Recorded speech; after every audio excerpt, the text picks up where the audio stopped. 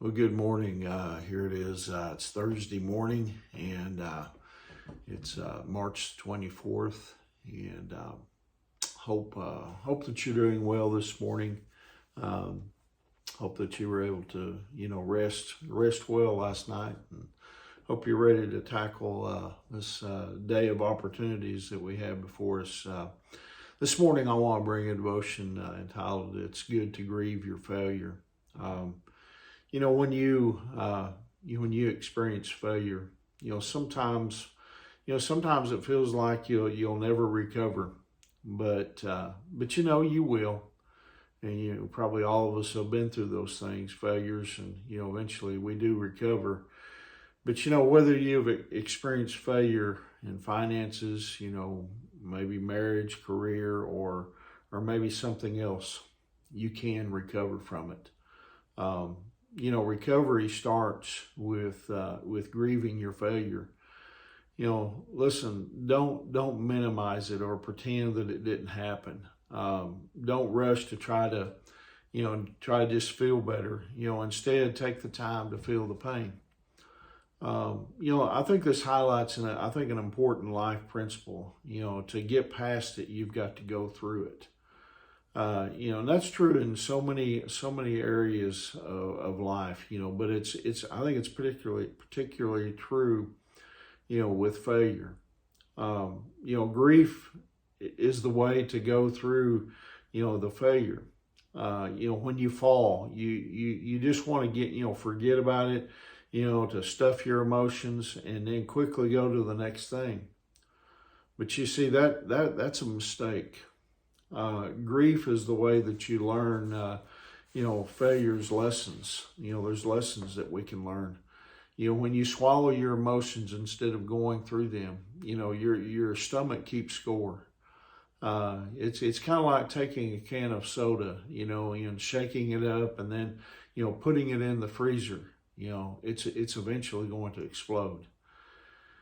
Peter, one of Jesus' disciples, he experienced the grief of failure, firsthand. In a time of crisis, you remember if you read the scriptures and know in the Gospels, he denied that he even knew Jesus, and that failure, it led to deep grief. The Bible tells us in Matthew 26, verses 74 and 75, immediately a rooster crowed, and Peter remembered the words Jesus had spoken. Before the rooster crows, you will deny me 3 times. And he went outside and he wept bitterly. Imagine how disappointed, Peter, he must have felt at that point.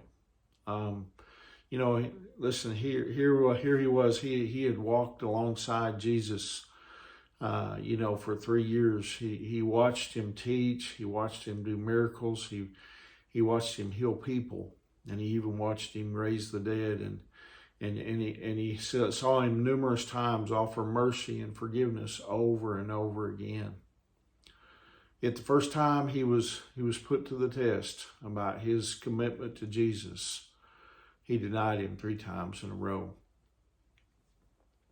But you see, instead of ignoring his failure, Peter did the right thing. You see, he was humble and regretful. And he owned up to his failure, and he grieved. He went through that grieving process, and that's the key to healing. It really is. I mean, many people they want to take shortcuts. When they have a failure, they want to bypass the affair and pretend that it didn't shatter their marriage, and so they rebound into another relationship, or they pretend it was someone else's fault that the business failed, and they start another one the next day. They simply, never learn the lesson. But there's no shortcut to grieving and recovering from failure. The greater the failure in your life, the more time it's going to take to heal. Let God work in your heart. Listen, you can't force healing. It has to come naturally, and allow God the time to help you heal. Recovery is an act of God's mercy. and it will come in time. And you know, I think probably each one of us, we've gone through failures before, and God has brought us through those times, and most times, if not all, you know, we're better for it, you know, in the end, because God teaches us and He helps us to learn from those past failures.